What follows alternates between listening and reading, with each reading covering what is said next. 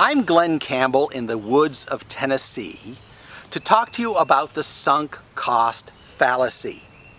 That's an obscure term for a really common defect of reasoning that leads you to a whole host of stupid mistakes. And these are the kind of mistakes you make over time, over weeks and months and years, where you have invested in something, it's just not working out for you, but you continue to do it simply because you've already spent so much. The simplest example is an investor who buys an asset, like a stock. Let's say he paid $100 for it. If the price goes up, he's going to sell the stock and make a profit. But what happens if the price goes down? Will he sell? Logically, all that matters is the price right now and the future prospects. But people tend to behave as though the universe owes them something, owes them at least that money they paid.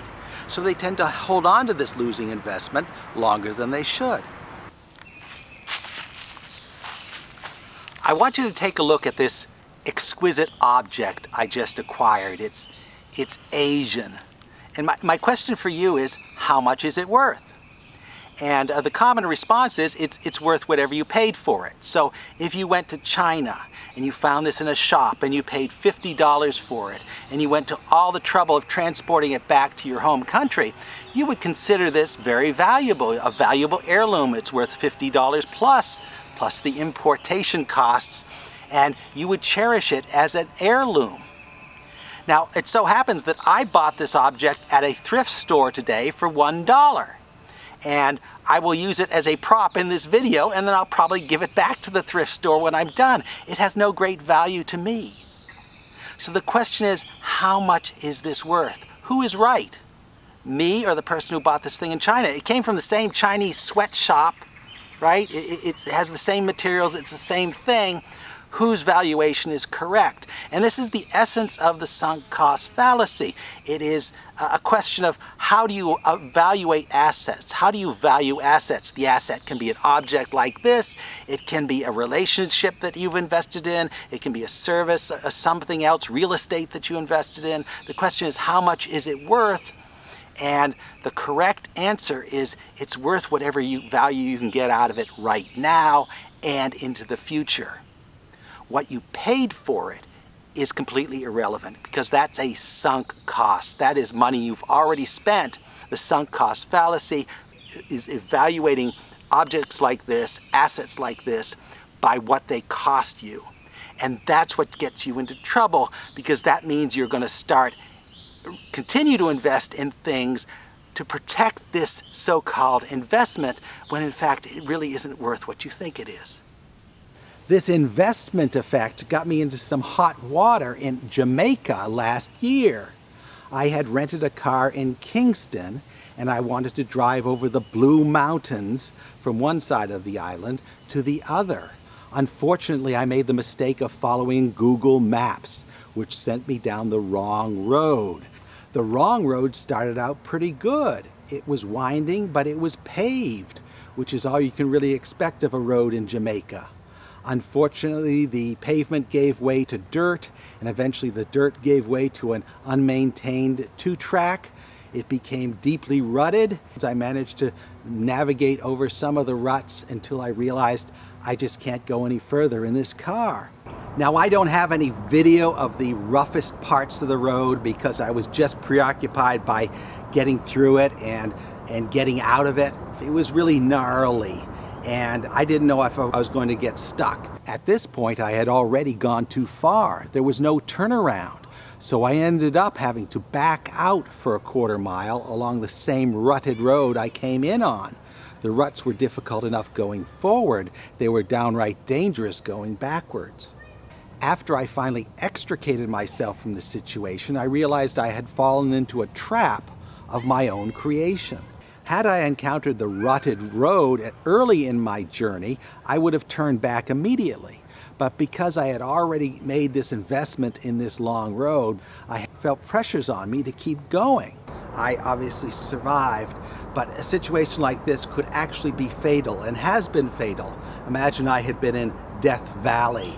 The famous Lost 49ers of Death Valley did exactly what I did. They followed a faulty map and when the trail got worse and worse, they refused to turn back for fear of losing their investment. What they nearly lost instead was their lives, as they ended up stranded in a place with no water. So it's not a trivial thing, but it also has some analogy in all sorts of other commitments. The further down a road you go, the harder it is to turn around and back out, both because of everything you have invested and because of the huge cost of retreating. For example, if you're involved in a romantic relationship and it really hasn't worked out from the very beginning, but you continue to support it and you continue to try to make it work and don't get out of it until 7 years later, that's probably a manifestation of the sunk cost fallacy. The more you invest, the more you don't want to give up your investment by quitting when you should have. That's basically what this is all about, not quitting when you should have. And the more you think about it, the more you think about how this process works, the more you see how its tentacles extend into every aspect of your life. Even things like your political beliefs are shaped by the investments you've already made. And once you start making those investments, it's really hard to call it quits. So what happens when you've spent years of your life heading down the wrong road? A road that really isn't working out for you? Well, you could have a sudden epiphany and realize, oh my God, this isn't working. I've got to back out. I've got to change. And you retreat and you change course. But in practice, that doesn't really happen very often.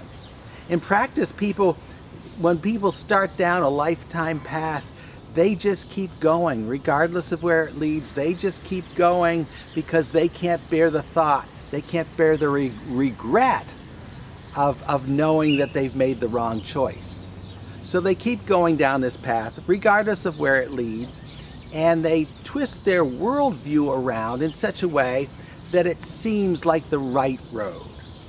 And this is, to a large extent, is how political opinions are formed. You think that you're arriving at this political opinion, liberal or conservative, because you've rationally thought things out. But there's rational arguments on all sides. If you're investing in a political opinion, it probably means you have already made investments that political opinion supports. If you choose a certain religion, religion is great for supporting whatever decisions you have already made. So this, to a large extent, is what restricts people's lives over the course of their lives. When you're a teenager, you can do anything. When you're 50 years old, you're not open to change because you've already accumulated all these investments and accumulated all these worldviews to support these investments. This is what makes people old. Now, there's obviously aging of the body that makes people old, but there's also a psychological aging of the mind that has nothing to do with biology. It has to do with the fact that over a course of your lifetime, you've invested in a lot of emotional things, and you can't bear to question any of those investments. So you invest also in some very restrictive worldviews that support your investments. So when you get to be in your 50s or 60s, you become set in your ways. That's a software problem. That's not really an aging problem. The fact is, you've accumulated all these investments over the course of your lifetime, and you can't bear to accept the regret that you might have made a mistake.